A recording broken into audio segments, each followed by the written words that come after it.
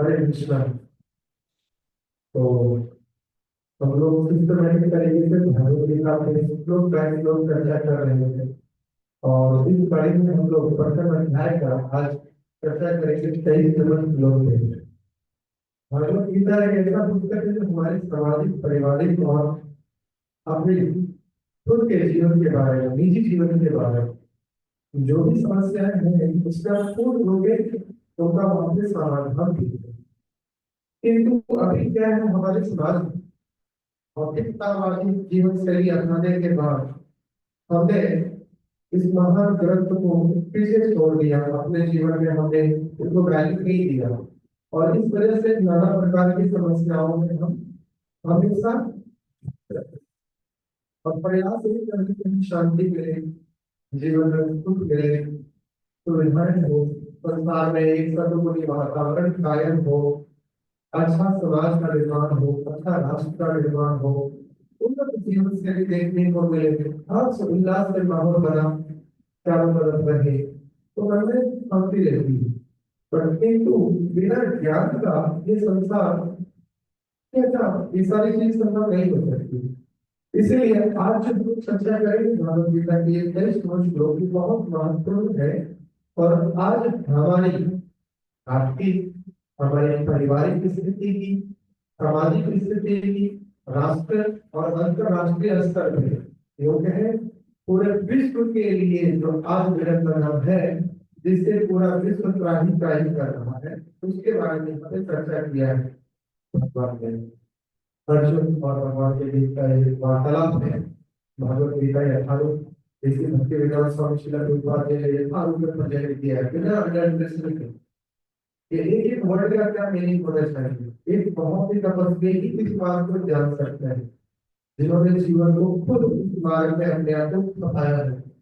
संसारी विद्वान कभी भी भगवद गीता में नहीं करेगा तो उस समझ में नहीं आएगा।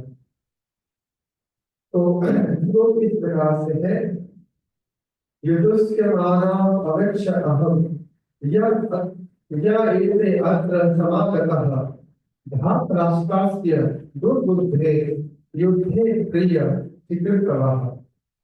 इसका अर्थ भगवान इस प्रकार है।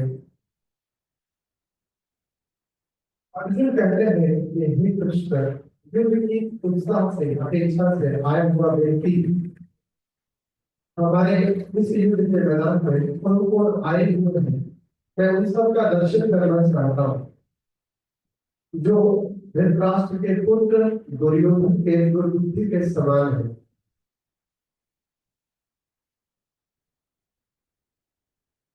इस प्रकार है कि दुर्योधन कैसा व्यक्ति था ये जग जाहिर है, सब जानता था, ये ओपन सीक्रेट है कि वो का व्यक्ति था। अच्छा सुमति उसके पास तो नहीं,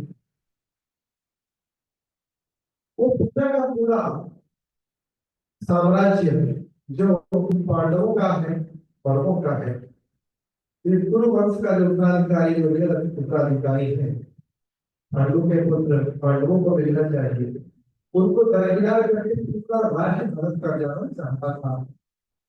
और इस संदर्भ में उसने अपने पिता को भी शामिल कर लिया था और उनके जो पिता धृतराष्ट्र भले तो राजनीतिक थे और बुद्धिमान बुद्धिशाली व्यक्ति थे, लेकिन पुत्र के चलते उसने अपने पुत्र का सपोर्ट किया, पुत्र का सपोर्ट किया और दुर्योधन ने अपने पिता धृतराष्ट्र के साथ मिलकर बहुत सारी युद्ध योजनाएं बनाई ताकि पांडवों को हम रास्ते से हटा सके। और इस संदर्भ में दुर्योधन के सपोर्ट में जितने राजा महाराजा महारथी आए थे, कहा जाता है कि they are the birds of self favour, है ना। वो सब भी एक ही गली के चक्के पड़ते हैं। ये मतलब दुर्बुद्धि का सहयोगी कौन रहेगा, दुर्बुद्धि ही होगा।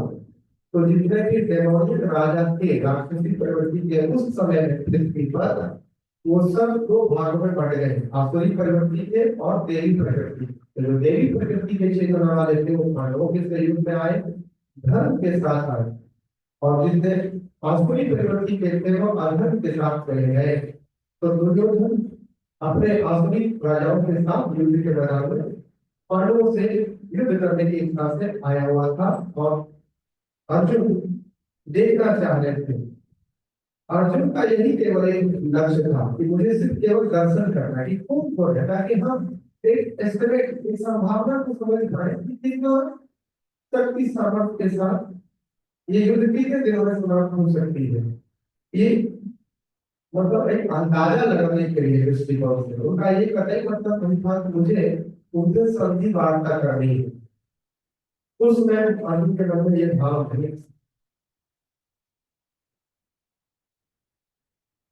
लेकिन अर्जुन को पूरा विश्वास था कि भगवान जो धर्म के पिता भगवान श्री हरि, भगवान श्री कृष्ण कुरुक्षेत्र के युद्ध होने में उनके साथ उनके रथ विराजमान है, तो उनकी विजय निश्चित है, उनकी विजय निश्चित है। ओम ज्ञान तस्मै श्री गुरुवे नमः। श्री चैतन्य मनोभीष्टं स्थापितं येन भूतले स्वयं रूपः सदा वन्दे वन्देऽहं श्रीगुरुं श्रीगुरुं वैष्णवं च श्रीरूपं सागरजातं रघुनाथं विकन्तं सजीवम् साद्वैतं सावधूतं वैरवैतं वैष्णवैतं यदेवं विन्दां विष्णुपादां सरललिता श्रीविष्णाभावितां नमो विष्णुपादाय विष्णुप्रेष्ठाय भूतले श्रीमते भक्तिवेदान्त स्वामी नमस्ते सारस्वते देवी गौरवाणि निर्विष्टे युष्टस्वदेवादि पाश्चात्य स्वताय नमो भगवदन्याय कृष्णप्रेमकृष्णाय कृष्णाय कृष्णचैतन्य नामने कौरवे नमः। श्री कृष्ण करुणासिन्धु गोपेश गोपिकान्त राधाकान्त नमस्ते सत्यकान्त गौरवंदे रामदेवेश्वरी वृषभानुसुते देवी सर्वाणि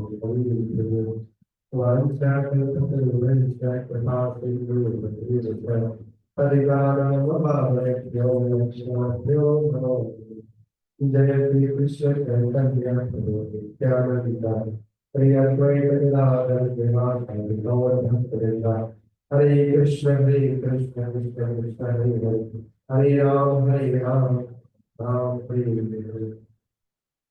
हरे कृष्ण। तो यहाँ पे एक शब्द आया है दुर्बुद्धि। ये दुर्बुद्धि है क्या? इस बात को जानकारी में समझाते हैं कि जो अपने अधिकार में नहीं हो और दूसरे के अधिकार की संपत्ति को हड़पना चाहता हो या फिर भोग करना चाहता हो, इसको दुर्बुद्धि कहते हैं। जैसे किसी और का जमीन, किसी और की स्त्री, किसी और का धन संपत्ति, रुपया, पैसा, ये सब अगर हम अपने जो अधिकार में नहीं है उसको हम उपभोग करना चाहें और उसके लिए हम गलत गलत प्लानिंग करें, तो हम क्या हो जाएंगे?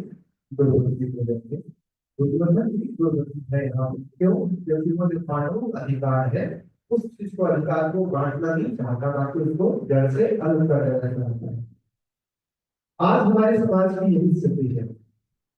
जनता तंत्र है, लोकतंत्र है, बड़े बड़े समाज सेवा के नाम से लोग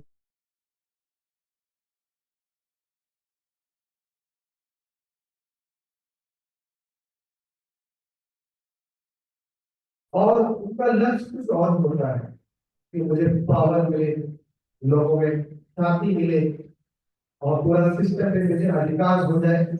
उसके बाद ये जीतना है, जब वो जीत जाते हैं, एमएलए एमपी खासदार बन जाते हैं, तो फिर उस पावर का क्या इस्तेमाल करते हैं? जनता के भलाई के लिए नहीं करते, जनता का अधिकार का हनन करने के लिए करते हैं। जो बड़ी बड़ी योजनाएं केंद्र सरकार से आती है, जो जन समाज के भलाई के लिए है, जो बुजुर्गों के लिए है, विद्यार्थियों के लिए है, वंचित वर्ग के लिए है, उन सब योजनाओं के बारे में सब कागज पे सिर्फ हो जाता है वितरण, धरातल पे उसका कोई परिचय प्राप्त नहीं होता है, वहां पे हुआ कि नहीं मिल बांट करके सब खसूट लेते हैं और अपना निजी उपभोग करने लगते हैं।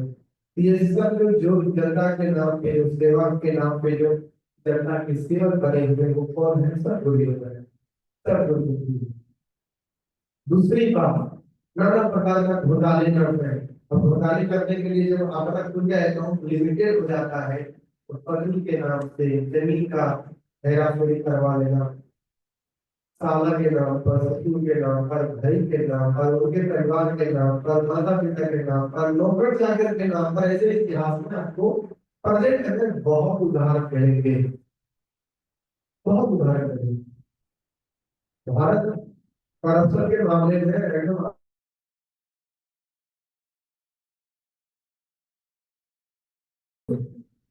ये सब दुर्योधन, सब दुर्बुद्धि के लोग जो भलाई के नाम पर राज में जाते हैं, पावर में जाते हैं और जनता नहीं हो सकता।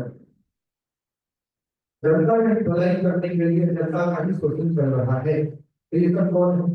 प्रवृत्ति है। यही है प्रवृत्ति का परिचय।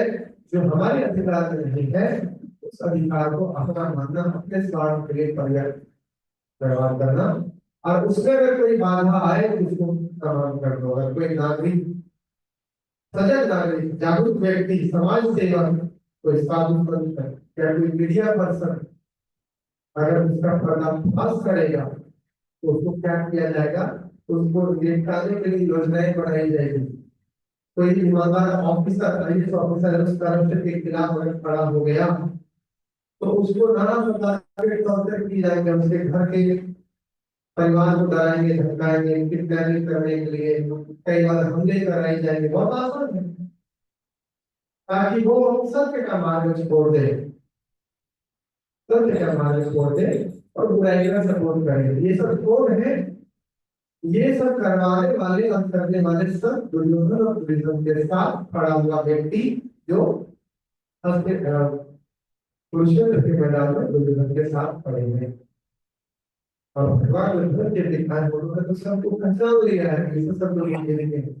उनकी अपनी योजना है, परिक्रमाएं साधुनाम बिना सारे इसके पास भले दुष्टों का समुद्र कितना ही विशाल बड़ा क्यों ना हो, भगवान सामर्थ्यवान है सबको एक साथ खत्म करने, एक साथ।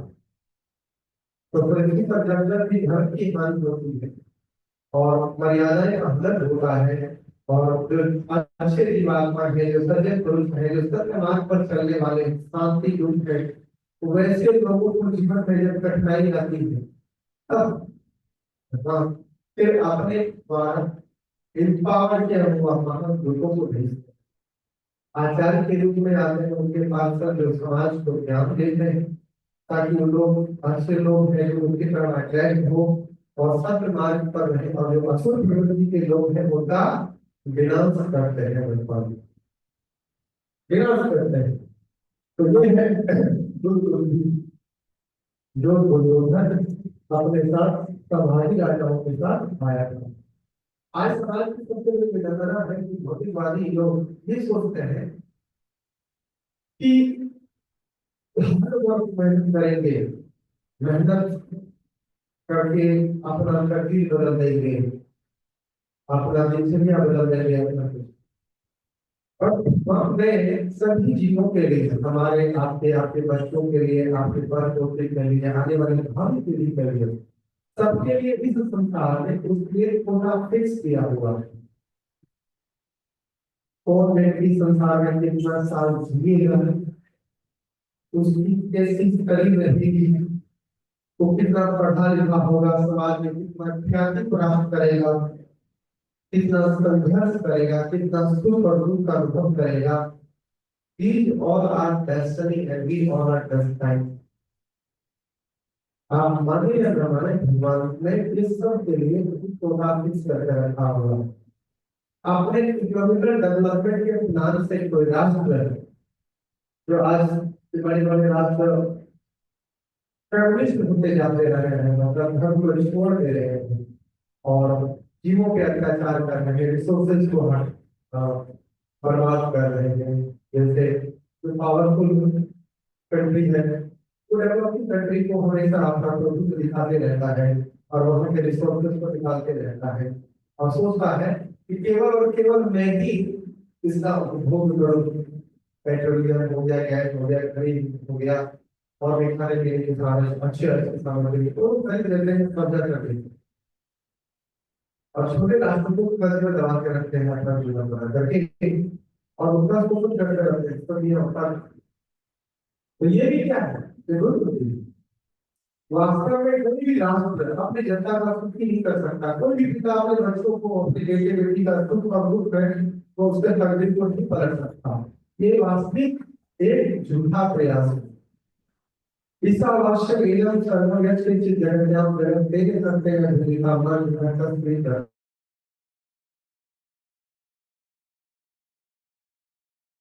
ग्रंथ है हमारा वैदिक ग्रंथ स्वतंत्र। और ये अर्जुन वेद का एक पाठ है ईशोपनिषद, इसका प्रथम जो श्लोक है यही है, ईशावास्य वेदम सर्वम। ये संसार की समस्त संपत्ति जो आपके अधिकार में है, आपके समाज के प्रधान के अधिकार में है, या इस देश के प्रधान के अधिकार में है, या पूरे इस विश्व के प्रधान के अधिकार में, ये वास्तव में ये समस्त संपत्ति केवल ईशावास्य वेदम सर्वम भगवान की संपत्ति है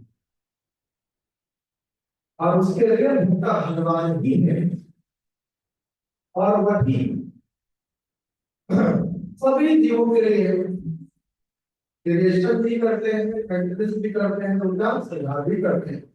ये तीन गुण है सतगुण, रजोगुण, तमोगुण। सतगुण में भगवान अपना विस्तार करते हैं भगवान विष्णु के रूप में और जीवों का पालन करते हैं। रजोगुण में ब्रह्मा जी के वो क्रिएशन करते हैं और तमोगुण में भगवान स्वयं अपना विस्तार करते हैं बाबा महादेव के बारे में, बाबा भोलेनाथ के बारे में और वो संसार का विनाश करते हैं। तो हम देख पाते हैं कि जो क्रिएशन है वही क्रिएशन, जो संहार है वास्तव में वही सृजन है, जो सृजन है वही संहार है। ये संसार की अपनी व्यवस्था है, भगवान की अपनी शक्ति से ये संसार संचालित होती है, बिना ऊर्जा से संसार का काम नहीं करता। तो हमारे लिए, आपके लिए, यहाँ पे इस पूरे विश्व पृथ्वी है नहीं, पृथ्वी के साथ 14 भुवन है और 14 वर्ष का अपन गैलेक्टिक सिस्टम है। पृथ्वी के नीचे 7 लोग हैं जिसको लोअर प्लैनेट सिस्टम कहते हैं, कल कलातर पृथ्वी तक रसातल पाताल लोग, हर जगह जीवात्मा अलग अलग भिन्न रूपों में 84 लाख जमीन में ये संसार में ब्रह्मांड में संसार में एक जीवात्मा भटक रहा है। हम लोग आप लोग सब नित्य शरीर का परिवर्तन कर रहे हैं। एक शरीर से दूसरे शरीर में हम लोग माइग्रेट हो रहे हैं, जैसे एक जगह से दूसरी जगह में लोग एक राष्ट्र से भाग करके दूसरे राष्ट्र में जाते हैं। बचपन का शरीर मिला, शरीर छूट गया, नया शरीर मिला, तुम्हारा अवस्था का पहले तुमने शिक्षा हासिल की, गुण सीखा, कष्ट हासिल किया, फिर युवा अवस्था का शरीर प्राप्त हुआ, किशोर अवस्था का शरीर छूट गया, आत्मा से इसीलिए बचपन की सारी कहानी याद है। इसी जीवन के बारे में हमसे पूछा जाए कि कौन से स्कूल में आपकी प्रथम विद्यालय कौन सा था, आप बता सकते हैं? मैं पुराना विद्यालय में पढ़ाई करने जाता था, मैं इस गली से जाता था, यहाँ पे पेड़ हुआ करते थे, यहाँ पे कुआं हुआ करता था, यहाँ पे बगीचे इस सब अभी याद है, लेकिन वो जगह ज्योग्राफी बदल गई। आपके पढ़ाने वाले शिक्षक भी रिसाइकल हो गए और आपका छोटा बालपन का जो घटना बता रहे हैं वो शरीर भी रिसाइकल हो गया, लेकिन आप उस चीज को बता पा रहे हैं डेफिनेटली। क्यों? आत्म से शरीर बदला है। तो हम लोग इसी को पुनर्जन्म कहते हैं। ये दुर्बुद्धि के लोग हैं जो पुनर्जन्म विश्वास नहीं करते। मनुष्य वो मनुष्य है ही नहीं जो कभी ये नहीं सोचता अपने बारे में कि मेरा जन्म से पहले रास्ते में कहाँ था और मरने के बाद मैं कहाँ जाऊंगा। अगर ये दोनों बातें नहीं आनी है अपने जीवन में तो फिर आपने मनुष्य के स्तर पर जीवन जिया ही नहीं, रखना की बात कर। आपका दिनचर्या भी गया जानवरों के फैक्ट्री। मैं जब बचपन से मुझे ऐसे ऐसी शिक्षा आते थे, हमेशा मैं परेशान रहता था बचपन से। जब कुछ लड़की होती थी मोहल्ले में हो गया, हादसे मर जाते थे, बच्चे मर जाते थे, वृद्ध मर जाते थे। तो बड़ा भयानक वातावरण हो जाता है, घर में खाना नहीं बनता, सब लोग मातम में चले जाते हैं। तो मुझे बहुत भय लगता था कि एक व्यक्ति को आग से जीते जी इतना डर मिलता है, और वो मर गया, हमने देखा था, ज्यादा था, परिवार में सामने हुआ था। तो वो आदमी के साथ में छोड़ दिया, वो जब भी खत्म हो गया कार्य के।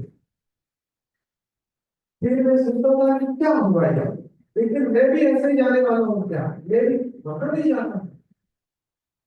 ये मृत्यु है क्या, ये पलक में सब कुछ छोड़ दिया, अब चले गए, जाने वाले तो चले गए, और इनके घर वाले तो कुछ देखती है, और इसके बाद में किसी की बात होती है। ये जो जिज्ञासा थी बचपन से, ये जिज्ञासा मुझे बहुत बार बार विचार करने की विमर्श करने की कि जीवन का क्या मकसद है, आखिर मुझे रचने वाला कौन है, कौन है क्रिएटर। स्कूल खत्म हो गई, कॉलेज खत्म हो गया, यूनिवर्सिटी खत्म हो गया, कहीं पे एक सब आपकी का जवाब नहीं गए। और आप रात भर कभी कभी ऐसा होता है कि रात में एक बज रहा है, तीन बज रहा है, हमेशा सोच रहा था कि सुबह उठो, जॉब पे जाओ, भागो, ट्रेन पकड़ो, ऑटो से जाओ, बस में जाओ, ऑफिस पहुंचो, वापस 5 बजे वापस निकलो, 6 बजे निकलो, 8 बजे निकलो, फिर ऐसे धंधे खाते हुए वापस आओ, फिर खाना खाओ, मूवी देखो, गाने सुनो, कुछ गाने पढ़ो, फिर काम करो। ये क्या दिनचर्या है, किस रेस में समाज भाग रहा है, उसको क्या चाहिए। ऐसा विचार आता था, मैं भी उसका हिस्सा बन गया हूँ, ऐसा खेल भावना आती थी। जीवन का मकसद ये नहीं होना चाहिए, और आप तो ये सब तो आपने बताया, देखो जब स्थिति है कि वास्तव में ऐसे विचार फिर यही युवकों को आता है। तो फिर एक साथ एक बार ऐसी घटना घटी, मैं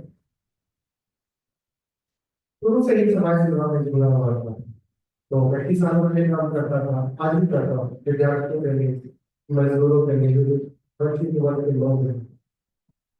तो इस दरमियान एक साथ ऐसी घटना घटी, बहुत तादाद में लोग मर गए एक्सीडेंट में, और सारे मजदूर वर्ग के लोग। और फिर तब तो स्पॉट पे पहुंचना, रेस्क्यू करना, हॉस्पिटल लेके जाना, अस्पताल, पोस्टमार्टम खड़े रह रहे थे, हमने कराना। मैं देख रहा था कि ये मीडिया वाले प्रसार अपना कंटेंट बना रहे हैं, ये प्रशासनिक विभाग लोग सुरक्षा में खड़े हैं, ये राजनीति करने वाले लोग आकर के नाना प्रकार की चीजें कर रहे हैं, मतलब सब इंसान कर, किसी का सिंगल बेड बेटा था, घर पे विवाह होगी, बच्चे हो गए, कभी हो गए, क्या कौन सा आदमी एक ही को बनाने वाला होगा, यहाँ नहीं उपयोग कर, इस नहीं कर, हमारे साथ हो गया लगे हुए काम करेंगे, एक एक करके वहां पे डॉक्टर खाली खड़ा था, लड़का के लड़के लोग पोस्टमार्टम करते थे, फटाक से डालते थे, पूरा बॉडी फाड़ देते थे, एक्टिविटी से देखता था। और तब मैं सोचा देखे ना तो जीवन की वास्तविकता क्या है, यही सब अपना दुख को पूरा करने के लिए, जरूर पूरा करने के लिए सब निकले होंगे, और आज लगे पीछे घर वाले बहुत सारे रहेंगे। जीवन का क्या मकसद है, ये रास्ता प्रभावित होगा। उस दिन मेरा मतलब हो गया, उसके बाद मेरा जीवन बदल गया, फिर मैं आध्यात्मिकता की तलाश में निकली, और फिर मेरी कृपा हुई, और कृपा के पुस्तकों को मैंने पढ़ा, तो करीब करीब शांति मुझे मिली और संतुष्टि मिली। इससे जो मैं बहुत सारे पुस्तकों को पढ़ा, बहुत सारे संस्थाओं में गया, दीक्षा में वहां पे पार्शियल ट्रूथ है, 100% चीजों को रिवील नहीं किया गया है, चीजों में होते कभी प्राप्त नहीं हुई, फिर ज्ञान स्वागत हो गया, राम जी परमानंद है, तो ये हो गया, जो ये सब चीजों में घटता था। कभी कभी जो भागवत साधना वगैरह में नहीं जाना चाहता था, उसके लिए, पर वहां पे भी समझ में नहीं आया। तो बहुत सारी चीजों को करने के बाद, तो ये पूर्ववादी जो पुस्तकें पढ़ी थी, पढ़ने के बाद भी इसकी इतनी पॉलिसी को खुद रिलीज होता है, व्यक्ति मर्जी बहुत बार सोफिस्टिकेटेड नहीं रहता है, फ्रस्ट्रेट रहता है, उनको आध्यात्मिक ज्ञान भक्ति प्राप्त होता है क्योंकि वो पिसा हुआ संसार में अनुभव किया है, तो उनको शांति मिलती है। तो शांति में जितनी गलत थी वो धीरे धीरे कम होते गए, और तब मुझे पता चला कि ये जीवन का वास्तविक लक्ष्य क्या है, और मुझे रिकॉर्ड करना चाहिए, अपने आप को ट्रेन करना चाहिए और सवाल को बताना चाहिए। इस प्रकार से यही चीज कैसे महापुरुष है कि भारत भूमि में जन्म है रुद्र, जन्म सार्थक कई कम प्रकार, क्योंकि हम लोग जन्म मृत्यु जरा और व्याधि ये प्रकृति के नियमों में फंसे हुए हैं। कोई व्यक्ति कितना ही गरीब है, मिडिल क्लास में, अपर क्लास में, इस कलयुग में करीब करीब जीवन जो अवधि है सबका एक साथ एक ऐसा है, 60-70 साल 80 मुश्किल से 100 वर्ष, बिरला ही कोई 100 बार मरेगा। बट 60 साल के बाद जीवन एक्टिंग नहीं जीवन जीता है आगे, इतना इंद्र में फंसा रहता है, शरीर खराब हो जाता है, तो उनका जीवन हेल्थ जीवन जीता है। तो इससे निकलने के लिए मनुष्य का पगड़ी मिला है, ना कि इन तृप्ति से रहने के लिए कि अच्छा से अच्छा पकवान का भोग करे, अच्छे से सुंदर स्थिति मुझे भोगने के लिए मिले, समाज में मान प्रतिष्ठा मिले, मैं ज्यादा पैसे कमाऊं और संसार में धन जमाऊं, इसके लिए नहीं मिला है, नहीं मिला है। मनुष्य जीवन तो नहीं है, इसको भोग योनि कहते हैं। जो मनुष्य को शोभित के मान की योनियां हैं, जैसे पशु का, पक्षी का, कीट पतंग का, पेड़ पौधे का, वो लोग कर्म नहीं कर सकते, उनको जितना कर्म मिला है उस कर्म के हिसाब से उसको फल मिलेगा। तो टाइम पे पानी नहीं मिलता, भोजन नहीं मिलता, आवास नहीं मिलता, हर जीव दूसरे जीव पर हमेशा अटैक करने से मिला रहता है। जीव जीवन से भोजन की संसार का नहीं है, तो एक जीव दूसरे जीव पर आश्रित है। लेकिन मनुष्य जीवन विशेष है क्योंकि मनुष्य को भोग नहीं कर्म मिल रहा है, भगवान ने इतना सुंदर भाव कर दिया है।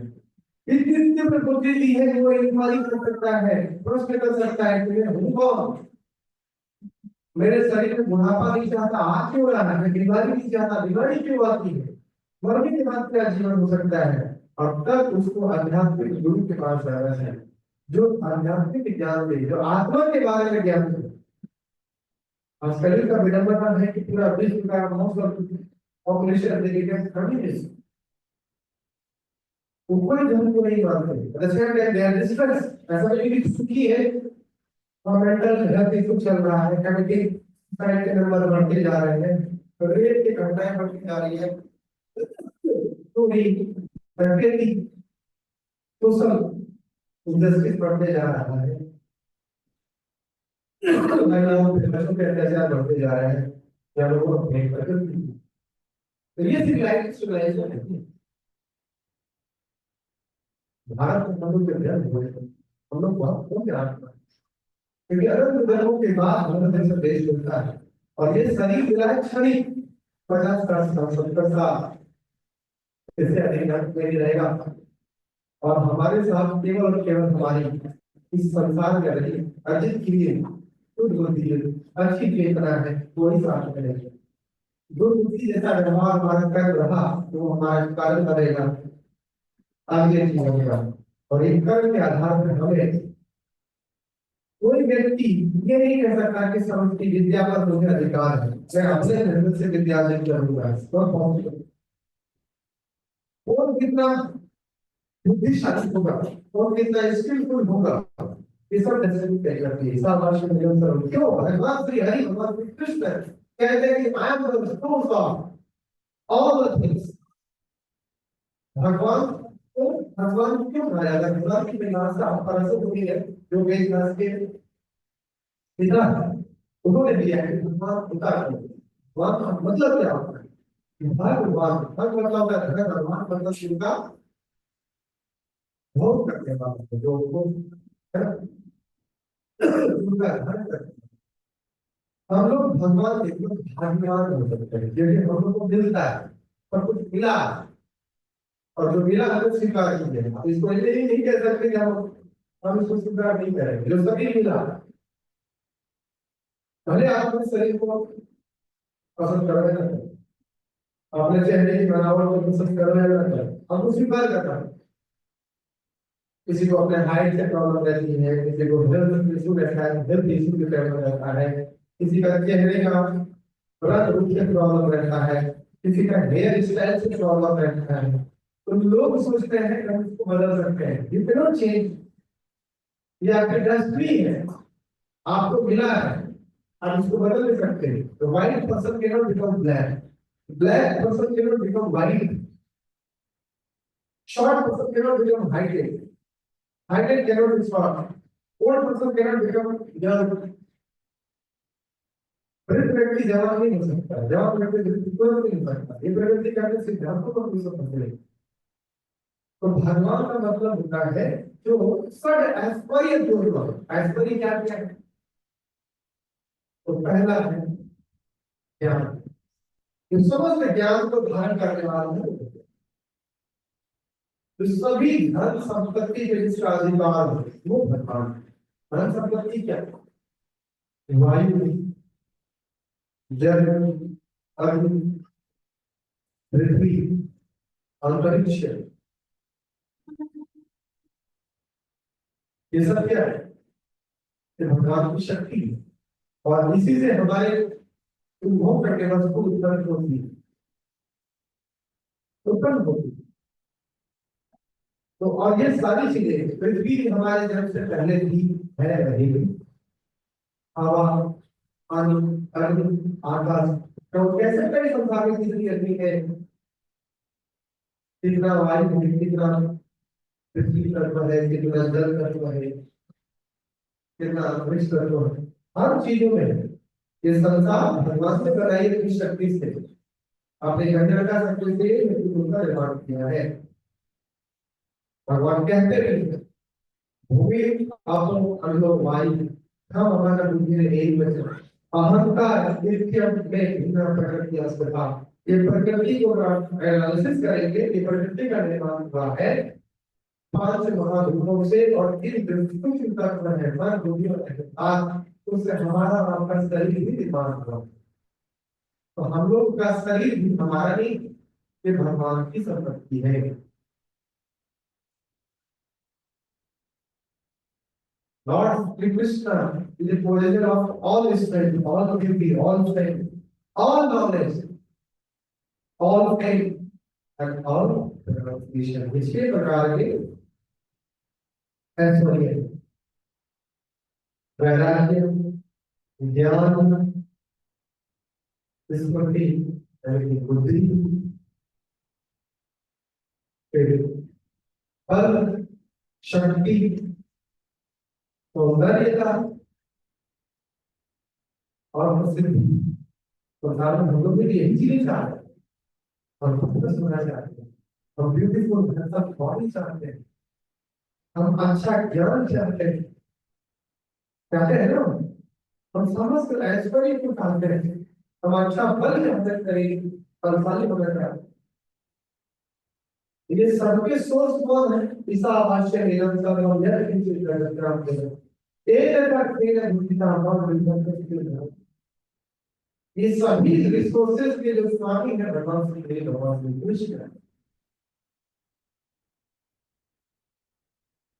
तो हम लोग को हमारा शरीर उनकी भयंकर शक्ति से निर्माण हुआ है, और जो जीवनी शक्ति है, चेतन शक्ति है, जिसको आत्मा कहते हैं, ये भगवान की पराम प्रकृति है। और इसलिए उसी भगवान ने भगवद गीता में अर्जुन को कहा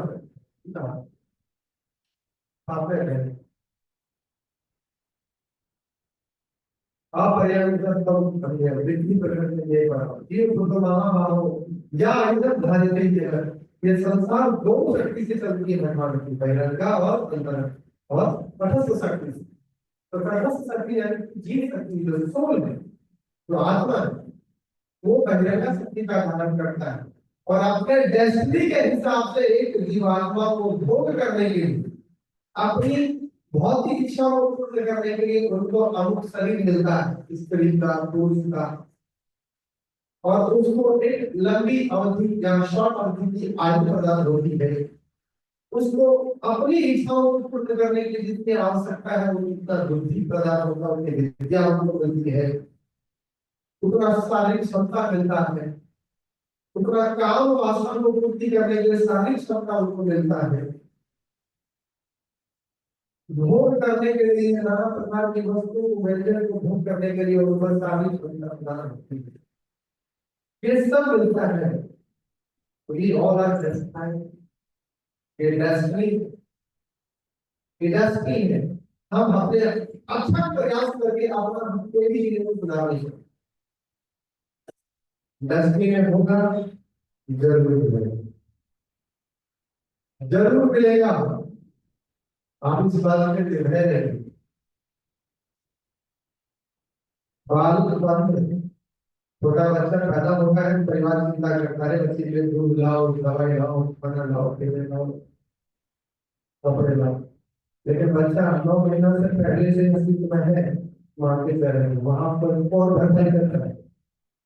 कौन करता है अपनी जरूरतों को पूरा? कोई विज्ञान है जो उस अवस्था में उसकी जरूरत को पूरा कर पाए? करने वाला तो कमल के पूरी तरह से समान माता के नाभि के नाम से बना है। अब जब बच्चे की गर्भ में अवस्था देखेंगे तो आपको लगेगा कि नाभि से प्रकट हो रहा है। एक कमल के नाल को एक पंखुड़ी के समान बच्चा धीरे धीरे तैयार होता है। जैसे ब्रह्मा जी भगवान विष्णु के नाभि कमल से तैयार हुए। तो मूर्ख लोग इस बात को बोलते हैं कमल में ब्रह्मा जी को लोग भी सब उसी विज्ञान से प्रकट हुए हैं। और माता के देह से एक बच्चे की भ्रूण की रक्षा होती है। वो बच्चा भी अज्ञात है कि मेरी माता कौन, मेरा पिता कौन, मेरा घर कौन, मैं किस जाति में जन्म ले रहा हूँ, कौन से गोत्र में जन्म ले रहा हूँ, क्या ज्योग्राफिकल कंडीशन है मेरा, कितना सामर्थ्यवान है मेरा पिता, मेरी माता कितनी पढ़ी लिखी है। बाहर में माता पिता को नहीं मालूम, घर में जो है वो है कौन, कितना साल जिएगा, 20 साल ही होगा, लंबी आने वाला होगा, सतुगुणी होगा, राक्षस प्रवृत्ति का होगा, बुढ़ापे में तक करेगा, ये हमारा सहारा बनेगा, फिर धाम यात्रा कराएगा, नरक के दरवाजे से हमारी बचाएगा।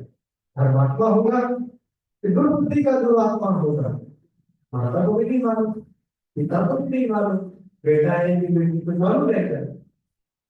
हम लोग सब अनजान हैं। इस संसार में जितने भवन में जितने नाते रास्ते रिश्ते हैं जिससे हम बने हुए हैं, उसका एक टाइम पीरियड, किसी से मिले हुए 20 साल, किसी से 15 साल, किसी से 50 साल से, किसी से 5 साल से, किसी से 2 साल से, और ये सारे बंधन एक एक करके धीरे धीरे छूटती है। दादाजी चले गए, कहाँ गए मालूम नहीं, तब रिटर्न आया, जनरेशन आ गए, कहाँ आया मालूम नहीं। ये मृत्यु संसार, जन्म मृत्यु लगा है। इसलिए मनुष्य जीवन में आकर के इकोनॉमिकल कंडीशन को चेंज करने के लिए जो व्यक्ति प्रयास कर रहा है वो मूर्ख है। तो मूर्ख है क्यों? क्योंकि इस संसार में आप अपनी दृष्टि के लिए नहीं कर सकते। आप हमेशा क्या चाहते हो? आप हमेशा चाहते हो कि सुखी रहो, मैं हमेशा जवान रहूं, तंदुरुस्त रहूं, ज्यादा से ज्यादा स्त्री पुरुष का भोग करूं, ज्यादा ज्यादा मंदिर का सेवा करो, मांस भक्षण करो, मैं मरूं नहीं। ऐसा कभी हुआ है? कभी कभी नहीं। और जिसके कोटा में जितना जो फिक्स किया है वही मिलता है। प्रकृति ने हमारे अनाथ के लिए कोटा फिक्स किया हो।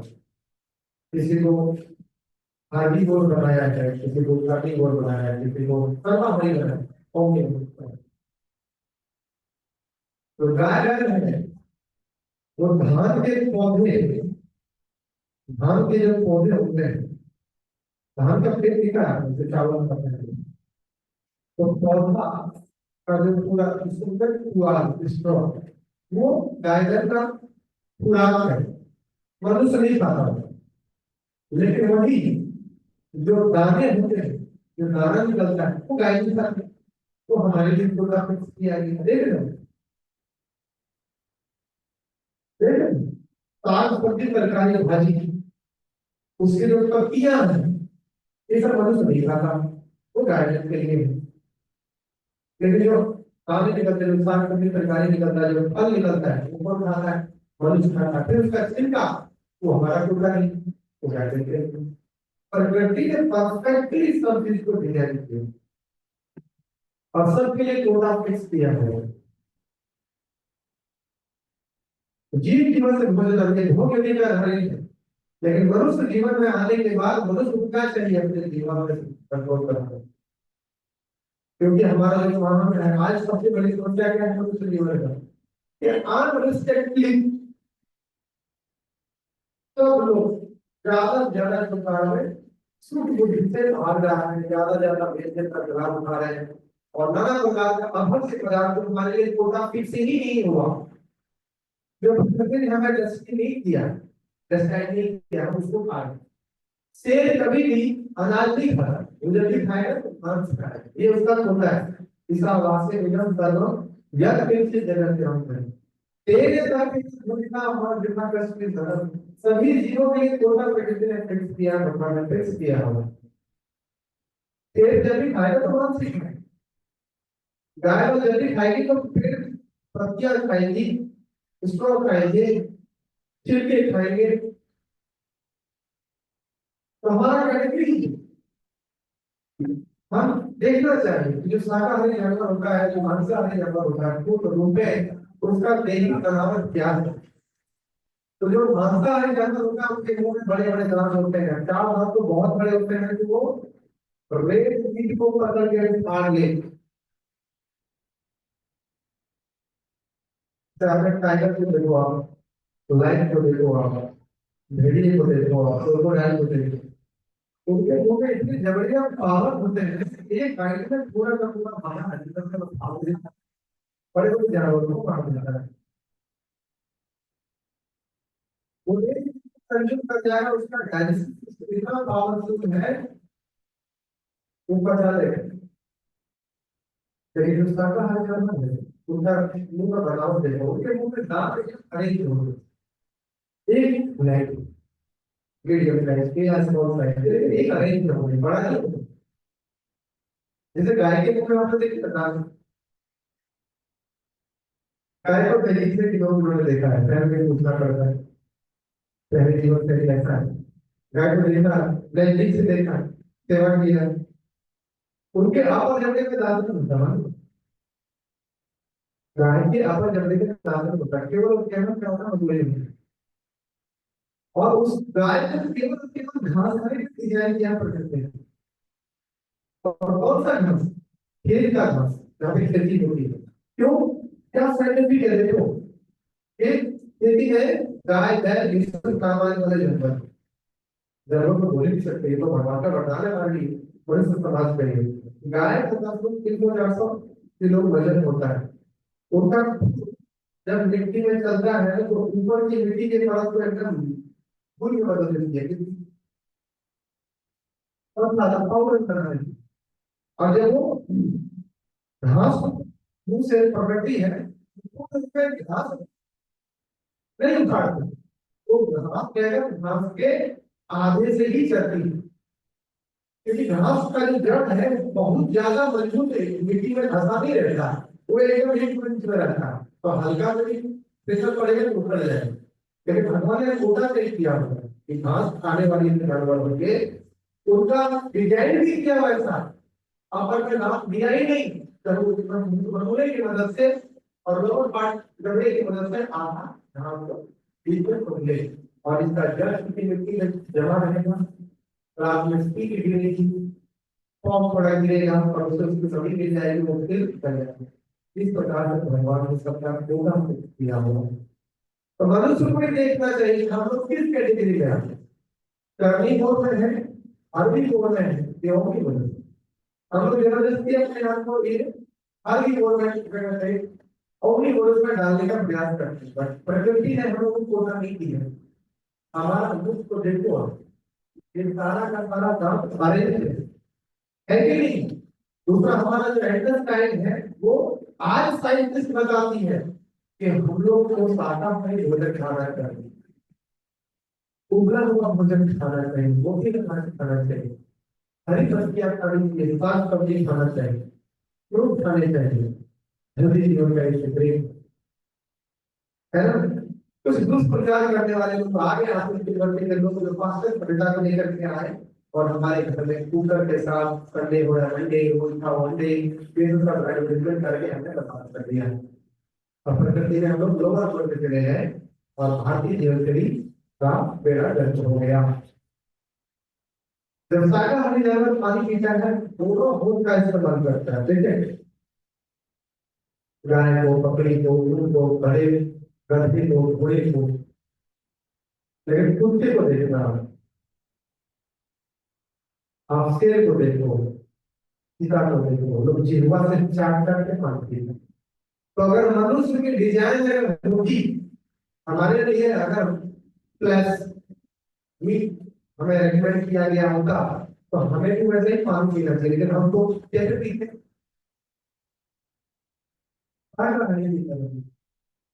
तो चूंकि हम लोग को ये बात समझ में क्यों नहीं आती, क्योंकि दुर्बुद्धि समाज में दुर्बुद्धियों से घिरे हुए लोग हैं। जो शिक्षक भी मिले वो दुर्बुद्धि वाले मिले।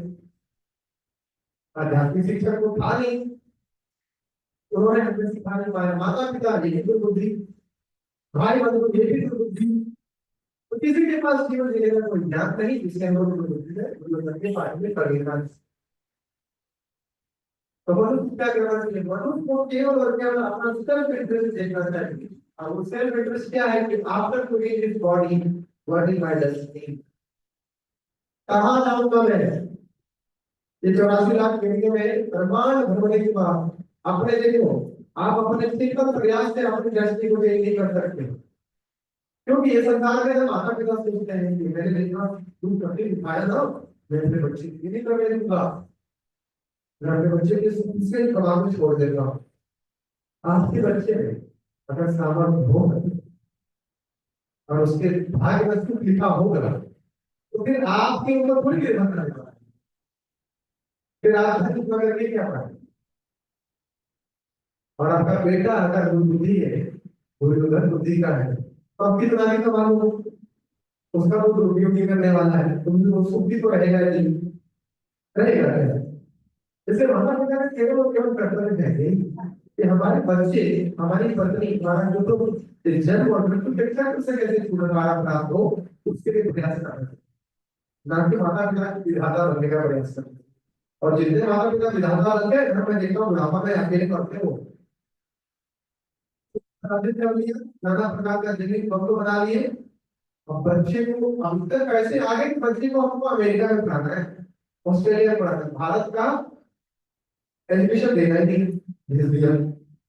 अब बच्चे वहां पे शिक्षा ले रहे हैं विदेशी, खान पान विदेशी, रहकर विदेशी, भाषा भी दिमाग में विदेशी, कल्चर तो रहा ही, और माता पिता वही सब बैठे हुए हैं।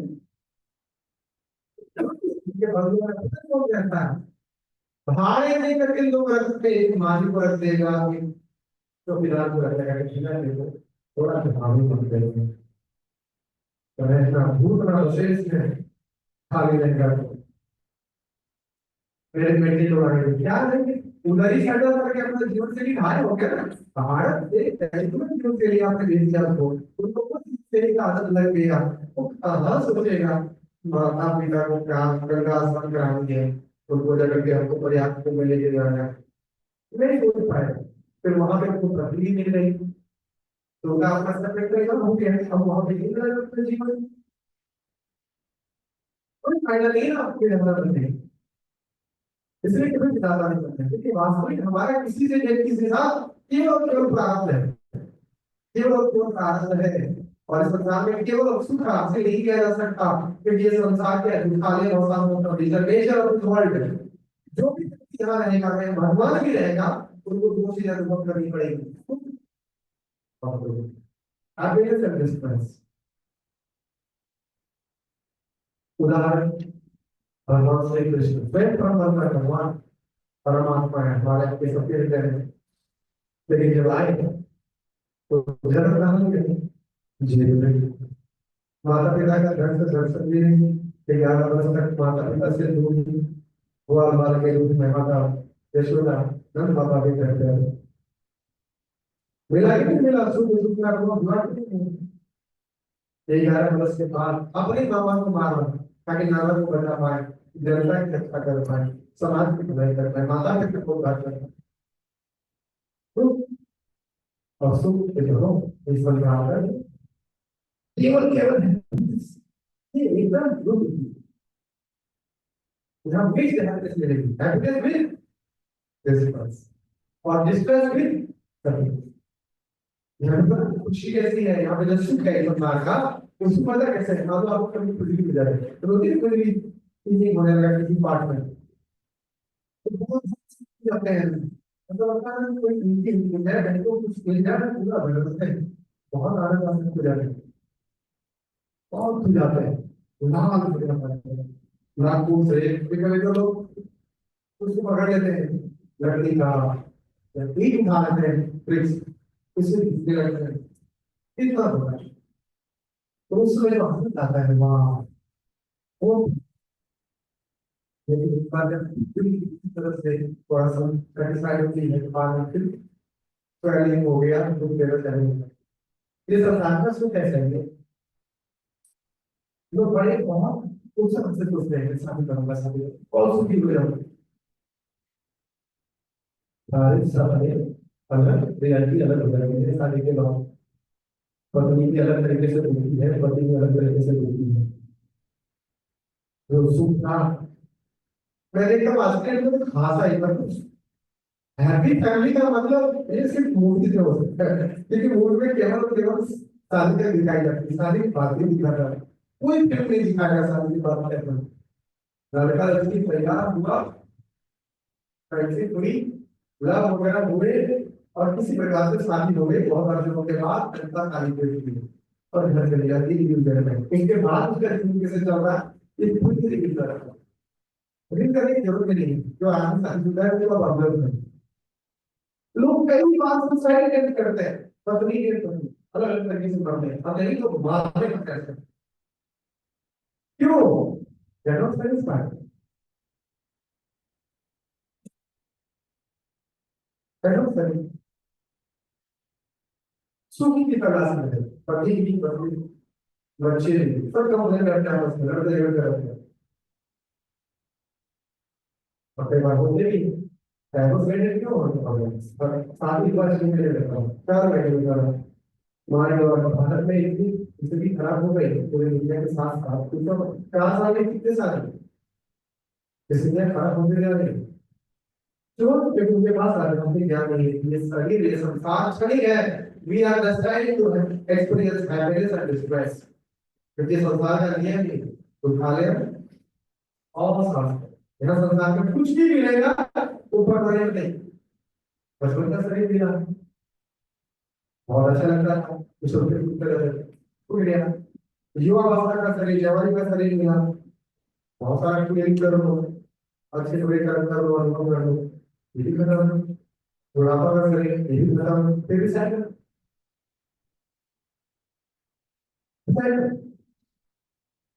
कुछ भी यहाँ पर मिलेगा वो उसके साथ इंस्ट्रक्ट को मिलेगा, इसलिए पैसे है अन्य और स्टाइल। तो मनुष्य समाज की कैटेगरी है वैदिक लैंग्वेज में कर्मी ज्ञानी योगी और भक्त।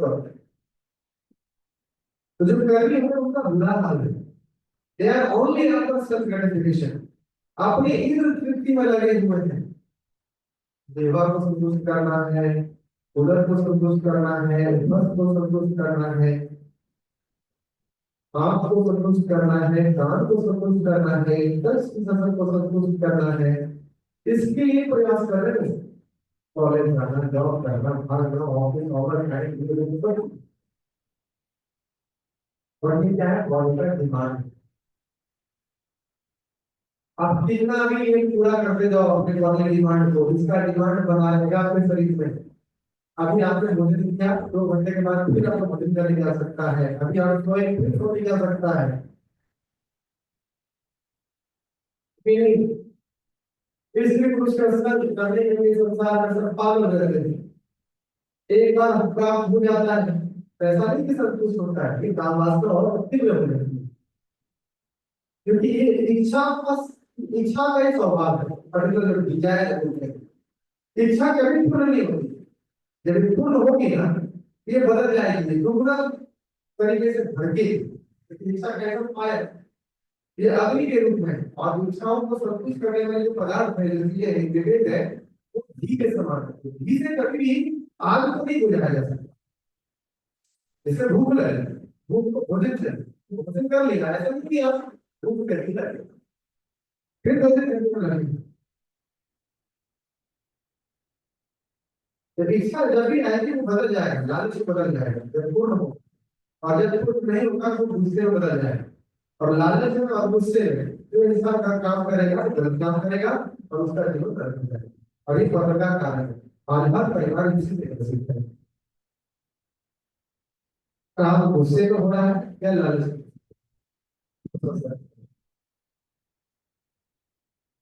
तो वैदिक धर्म क्या करता है? वैदिक धर्म कहता है कि आप यथा को जिज्ञासा, अपना आप जिज्ञासा करो कि आपका मृत्यु से पहले आपका जो गति जीवन कैसा होना चाहिए, और जीवन है क्या, इस शरीर क्या है, कि परमात्मा कौन है, कौन संसाधन कंट्रोल कर रहा है, बहुत कुछ करना चाहता हो नहीं रहा, लेकिन हम चेंज नहीं कर सकते। हमें जो मिला उसको स्वीकार करना है, जो शरीर मिला स्वीकार करना पड़ा, जो पति मिला स्वीकार करना पड़ा, जो पति मिला स्वीकार करना पड़ा, जो बच्चे मिले स्वीकार करना पड़ा, जो सास ससुर मिला स्वीकार करना पड़ा, जो नौकरियां मिली स्वीकार करना पड़ा, जो स्वीकार स्वीकार करना। ये सब चीज हमें मिला है, all are got proprietor, real proprietor is भोक्ता सर्व लोक महेश्वर तू विदुर भूतानां ज्ञात परम शांति रक्षते। भगवान श्री कृष्ण परमेश्वर से विधाई करे भगवत गीता का 5वां अध्याय का 29 चैप्टर में ही कहते हैं विश्व मिशन है, ये संसार का आप भोक्ता नहीं। ये मत सोचो कि मैं पत्नी का गैर पूर्ण अधिकार है, पति का गैर पूर्ण अधिकार है, ये आपको मिला है कि कौन एक लिमिटेड टाइम के लिए, हमेशा तो आपके पे नहीं रहता है, कब वो बिगड़ जाएगा क्या मालूम। 5 साल 10 साल 20 साल 50 साल 60 साल पत्नी रह जाती है, पति चला जाता है, पति से पति रहता है तो पति चले जाती है, बच्चे आते हैं, बच्चे पहले भी चले जाते हैं, आगे जाते हैं, मतलब ये रेसिपी इनका मतलब है, प्रारंभ है। और ये शरीर हमारा वास्तव में एक ड्रेस के समान, जैसे हम लोग कपड़े पहनना ठंडे में स्वेटर डाल दिया, जैकेट डाल दिया, गर्मी में टी शर्ट वगैरह डाल दिया, तो चेंज करता है मनुष्य अपना ड्रेस। वैसे हम लोग भी ये ड्रेस को चेंज कर रहे हैं, छोटे से देह के वस्त्र यथा देह भोगारम योगरम जरा तथा देहांतर प्रणाम निरंतर प्रणाम करें। ये शरीर वास्तव में एक ड्रेस के समान है, जो पंच महाभूतों से बना है। इसमें पता है शरीर किससे बना है? इसमें 10% मिट्टी तत्व है, 70% इसमें जल तत्व है। कितना होगा? 70 प्लस 80 है ना? इसमें फिर 10% इसमें आयन है, 5% इसमें आकाश तत्व है और वायु तत्व है, तो 10% एयर है, 5% फायर है, 5% ईथर, जो खाली स्थान है हमारे शरीर नाक के जरिए नदी है, पेट में जो खाली स्थान है, जो धमनियों में जो खाली स्थान है वो अंतरिक्ष है। और ये शरीर एक समय के बाद विलीन हो जाना है, पंच महाभूतों में विलीन हो जाएगा, गाढ़ हो मिट्टी हो जाएगी, ऐसे हवा में छोड़ दो 3 किलोमीटर खा लेंगे, टेबल में बदल जाएगा शरीर, रिसाइकल हो जाएगा, जला हो गए पंच महाभूतों में चला जाएगा, अब मीटर अग्नि में जल का जल में पृथ्वी का पृथ्वी में। ये शरीर का प्रयोजन है, क्या प्रयोजन है? यही प्रयोजन है कि भारत भूमि के जन हरिद्वार धर्म प्राप्त करे, करो भगवान ये जो बुद्धि में मत रहो।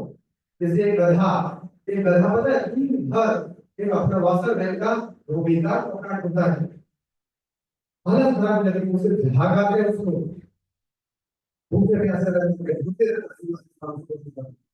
कभी कभी उसको थोड़ा सा एक घास की गड्डी उसको उसका धोबी दे देता है, और वो खा करके बहुत सुखी अनुभव करता है, वाह ये व्यक्ति मुझे दे रहा है घास, यही मेरा करता रहता है, ये नहीं रहता तो मैं तो भूखे मर जाते हैं, उसका गधा पर घास तो हर जगह मौजूद है। वो भाग करके कहीं भी चला जाएगा, स्वतंत्र रह जाएगा, फिर भी उसका भरपाई हो जाएगा। वैसे कर्मी लोगों का स्थिति है। उसकी जरूरत कितनी, वो लोग खरीद पैसे के पीछे भाग रहे हैं, पारिवारिक सुख के पीछे भाग रहे हैं, पत्नी को सुखी बना रहे हैं, बच्चे को सुखी बना रहे हैं, खुद को सुखी बना रहे हैं, खुद को सुखी बना रहे हैं। वहां पर गधा मूर्ख काम करता है। उसकी क्या जरूरत है, कार से भाग, सुबह शाम की तरह। और उसके लिए और धक्के मारा, ट्रेन में, बस में, पत्नी भी डांटती है घर में, बेटे भी डांटते हैं, बच्चे भी डांटते हैं, और उसकी सब मेहनत है, बहुत मेहनत है, खा रहे हैं, खाली पत्नी है, उसको लगता है कि काश ये कर जो अपने का सेवा करते हैं। कैसे पत्नी को करते हैं जो रेस्टोरेंट कौन सेवा की फिर है कि है आप काम कर रहे हैं इसलिए आपको मुझे नहीं करता, आप धर्म का मर्यादा का पालन कर रहे हैं इसलिए आपको सार्वजनिक नेसेसरी सप्लाई हो रहा है। लेकिन धर्म और अर्थ काम और मोक्ष के मनुष्य समाज का सिंपल। आज मनुष्य समाज में धर्म को आगे से बढ़ा दिया, मोक्ष को आगे से किसी ने बढ़ा दिया, केवल अर्थ और काम रह रहे हैं। धन कमाओ एक प्रकार है, दे व्यापार करो, अपना इज्जत बेचो, प्रदर्शन ड्यूटी का प्रदर्शन करो, पैसे आने से अकाउंट में, सब लोग के लिए, सब लोग अकाउंट करेंगे। आप बेटा प्रभु ये सभी जो मर्यादा है ठीक है, हो गए एक समय था कहीं पहले शादी विवाह होता था, तो बाहर से नाचते गाने वाले आते और घर की बहू में खाना बनाने की बेटियां खाना बनाती, इसलिए मना करेंगे। नाचने गाने वाले लोग और हैं, उसका प्रदर्शन लोग समाज उसका लुत्फ उठाता है। आज बाहर से खाना बनाने वाले हैं और नाचने गाने वाले हमारे घर की वो है इस दुनिया में। देखना मेरा मेरी करीब का एक जमाना था कि लोग घर में खाना खाते थे और सौ त्यागी घर त्याग के लिए दूर जाते, लोग बाहर खाना खाते हैं और बल त्याग के लिए करेंगे, ये नहीं करेंगे। पैसा चाहिए ध्यान रखिए, इसलिए लोग गीता का ध्यान रखें।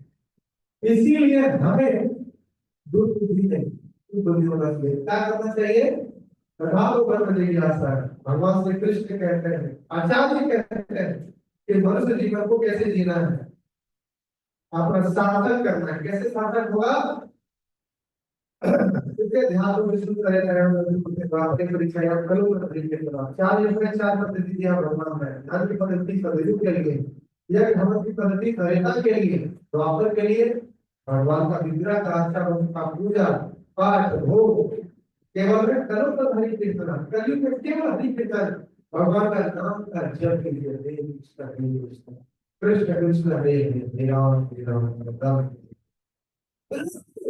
ये सामूहिक ऐसे भगवान के भक्त गीता में चर्चा की है, रामायण में चर्चा की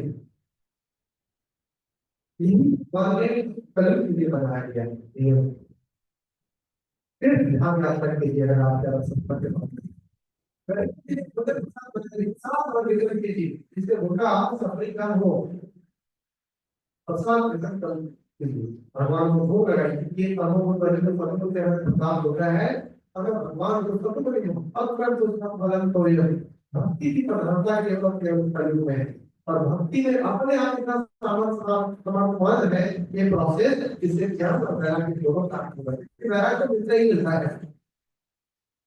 इतना भी आपको भोग लो, आपने कितना भी दारू पी ले, शरीर खराब हो रखा है तो वैराग्य को ले ही नहीं रहा है। कितना इस भोग करें, शरीर खराब होता है तो उसका ऑटोमेटिक शरीर क्यों जाता है, इसलिए गति पूरा जीवन से हम ऊपर उठते हैं। और हमें क्या करना है, मनुष्य का प्लेटफॉर्म करना है, एनिमल पॉलिसीज को गिव अप करना है। ये जो मुझे खाओ, जो हमारे लिए पूरा डिसाइड किया गया उसको भी खा रहा है नहीं, हमारे लिए क्या है, तपस्या करना। वो तपस्या क्या है, और रिस्ट्रिक्टेड करके जीवन नहीं जीना है, सैटिस्फाइड फॉर यू गेटिंग दाम्पत्य जीवन, इसी को मर्यादा बनाया गया है। साधु वर्णन मैं सिर्फ गुण का निर्माण करता है, सर करता है, अपनी मदद करता है और विरोध भगवान ने मनुष्य समाज को विभाजित किया है, दो और के साथ लिबर्टी मार्ग और प्रगति मार्ग। तो प्रगति मार्ग में ज्यादा लोग मिलेंगे, लिबर्टी मार्ग में कम मिलेंगे। साधु संतों की संख्या बहुत कम मिलेगी कलयुग में, और सामाजिक लोगों की संख्या ज्यादा मिलेगी। इसमें भोग वृत्ति है, अनंत जन्मों से सुख के पीछे भाग रहा है जीवात्मा। इसलिए उसका सुख, नींद, सुरक्षा, भय से सुख, भय से सुरक्षा करना सुख है। स्त्री पुरुष तो बड़ा सुख है संसार में, खेल खेलने का ऑर्गेनाइजेशन।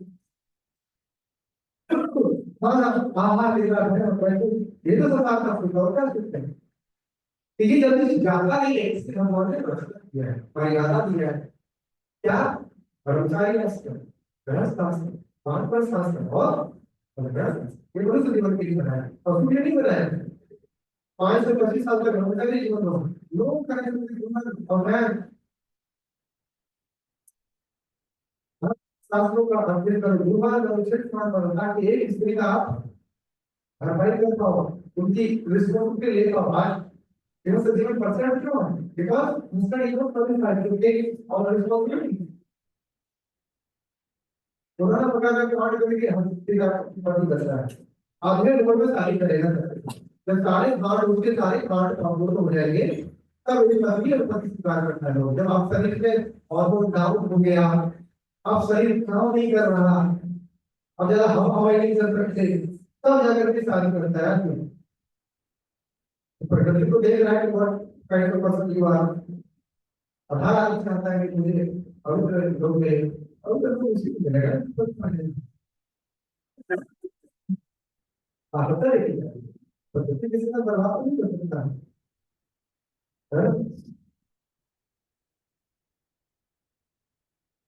कलिंग का कल्चर है, पहले घर में वो कल्चर था, पहले शादी में आज के डेट में डिमांड हो गया है, और फिर भविष्य में की व्यवस्था तो कहाँ से चीजें व्यवस्था हो सकती है। एनीवे हम लोग जल्दी समझ में आए विश्व फॉलो, ताकि हम आगे का समय को सही सदुपयोग कर सके और इस प्रकार से जीवन को मर्यादित रखते हुए।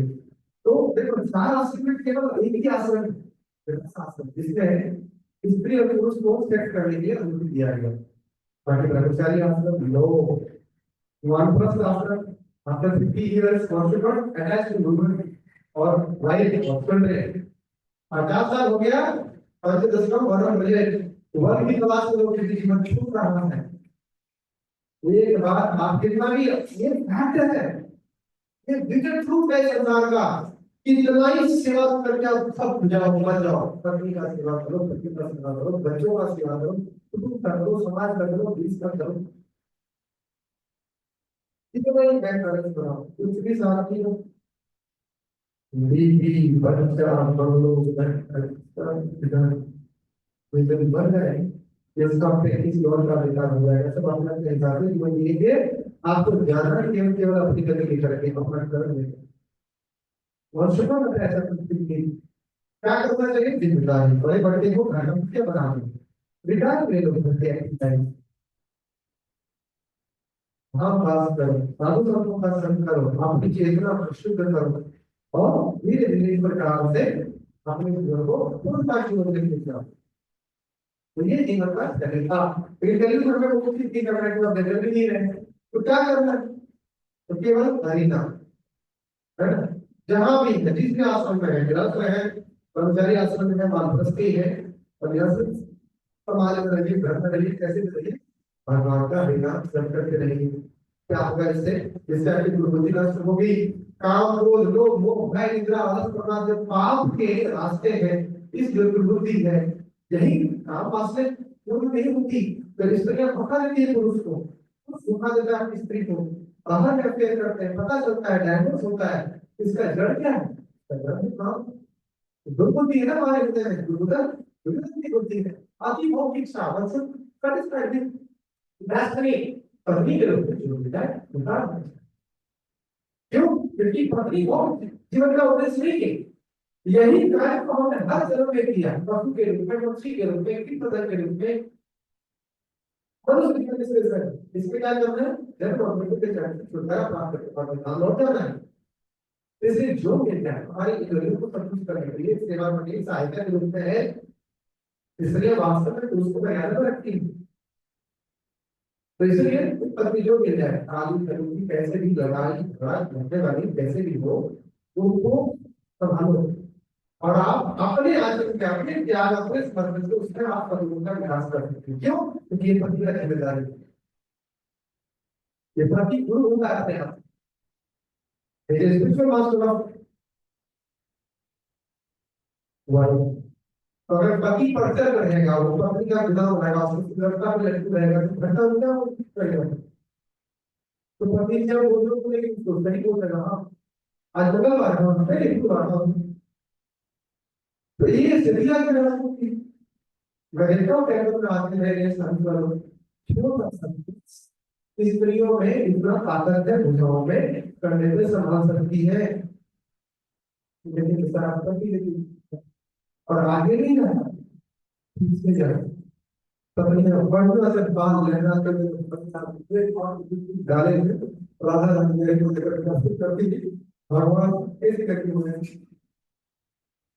अपनी शरणों का संपर्क लेकर के शिक्षा होता है कि मेरी पत्नी को देखी को नहीं रहा इतना गुलाम बना हुआ ऐसे रहो प्रांत बेड़ा गर्क हो रही है वो तो डरेगा ही मुझे दिखाई। और ये साइकोलॉजिकल फैक्ट है you must be capable to control your wife like a wife will control another thing your हत्ता अगर कोई गृहस्थी बर्बाद हो जाए किसी स्त्रियों के पास उनको लगता है कि वो बहुत बुद्धिमान है ये झगड़ा है तो उसमें कितना भी बुद्धि हो जाए लेकिन उसमें भावना का जो एक स्वभाव है ये नहीं बदलता। और इमोशन से भावनाओं से कर्तव्य महान होते हैं ये प्रिंसिपल है। तो कभी कभी जो त्याग करता है वो त्याग की भावना से भी करिए।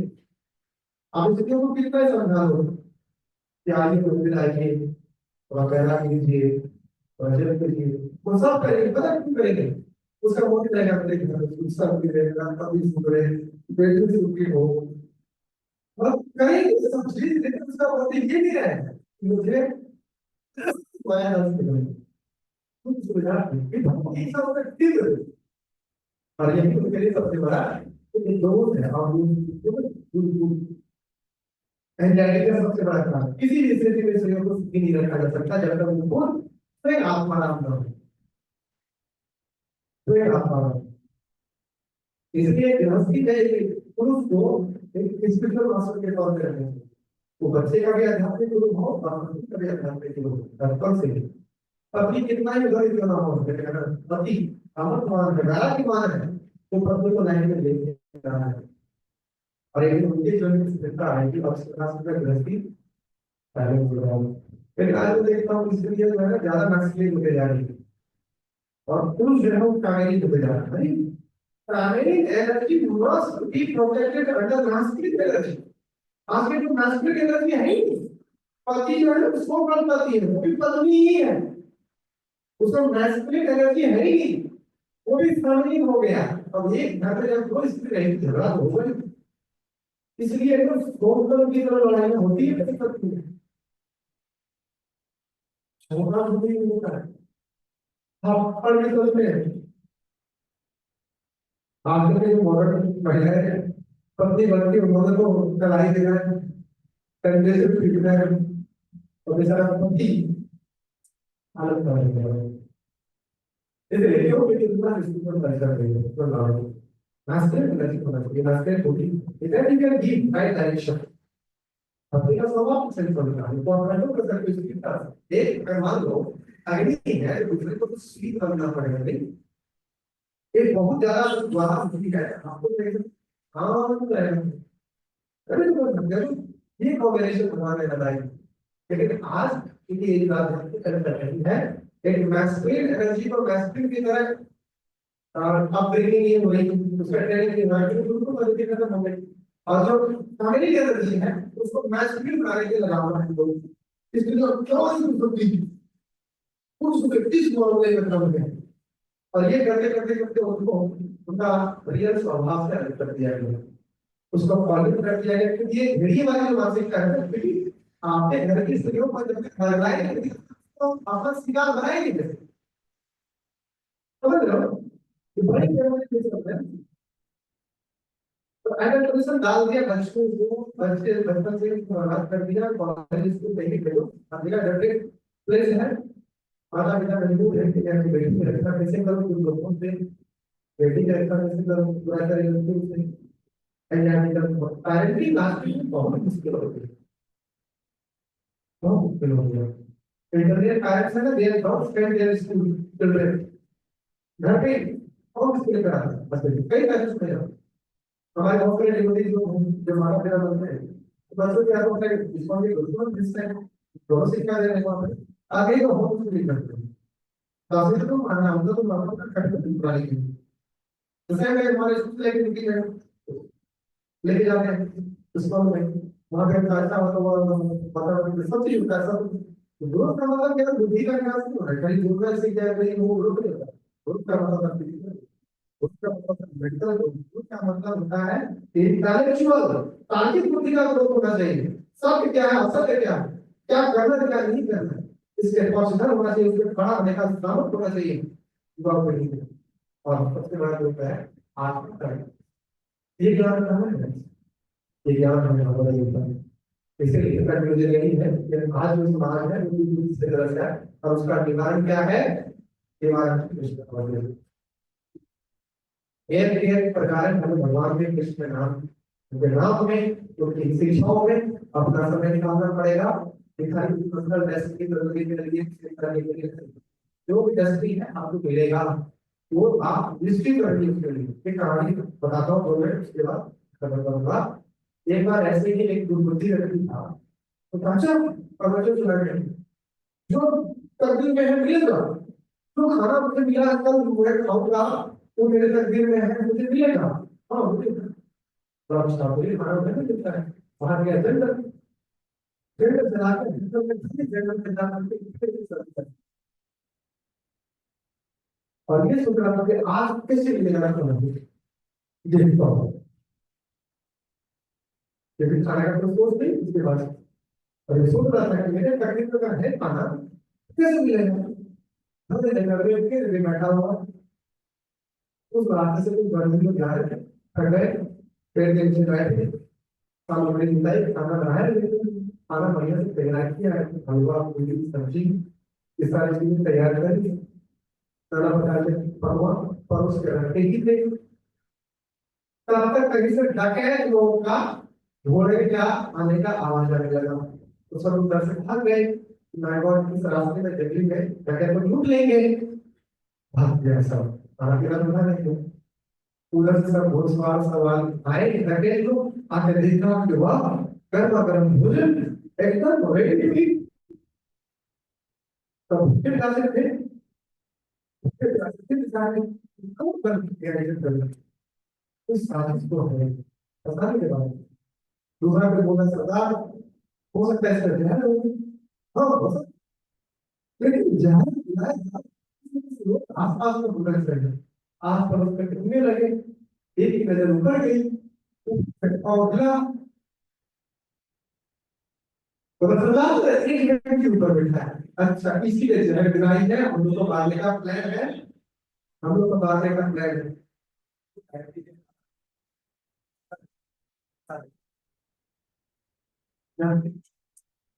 तो इसी ने जहर मिला के रखा है, उनको बिट्टू का कांटा देखने वाला है, उसको धमकाया, धक्का नीचे बुलाया, लेकिन मैंने कुछ नहीं दिया, हमने कुछ नहीं करे, तुमने जहर मिला के और हम लोग कभी खा के मर जाते, ये तो हमारा भला हो भद्रकाली का, हम तो बच गए।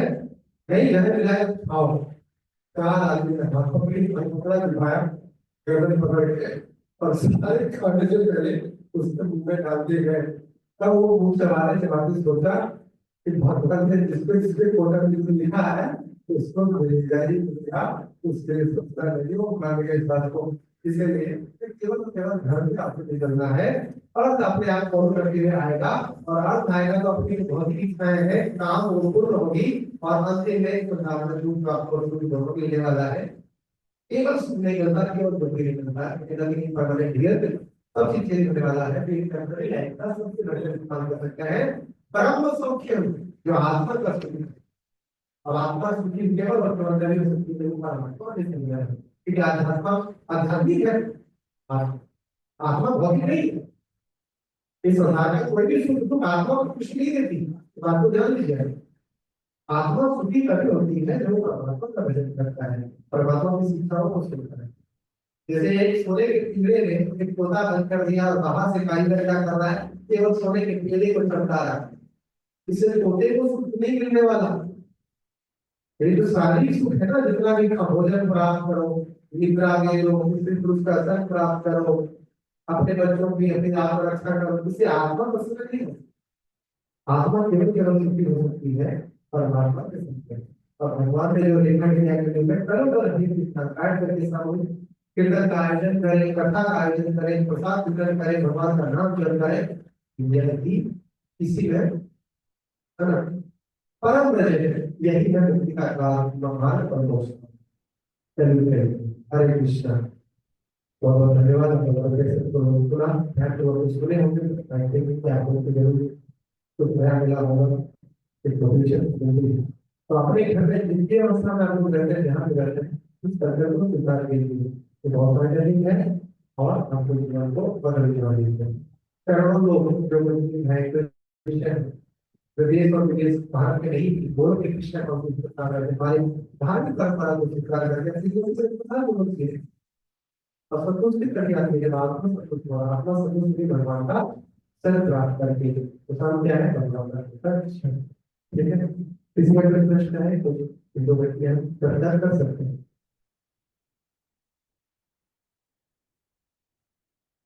तो प्रश्न है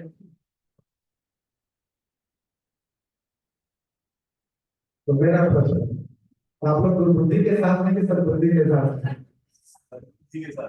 सद्बुद्धि के लिए क्या करना पड़ेगा? अर्जुन के जैसा कृष्ण के साथ रहना पड़ेगा। कृष्ण के साथ कैसे रह सकते हैं? तो वही भगवत गीता जो भगवान कृष्ण मुख से बोली थी, भगवत गीता हमारे पास है, तो उसको अपने घर पे रखिए और रोज एक श्लोक अध्ययन कीजिए, 5-7 मिनट लगता है, आपका जीवन बदल जाएगा। घर कितना भी व्यस्त रहो, घर से निकलने से पहले एक श्लोक पढ़ लीजिए।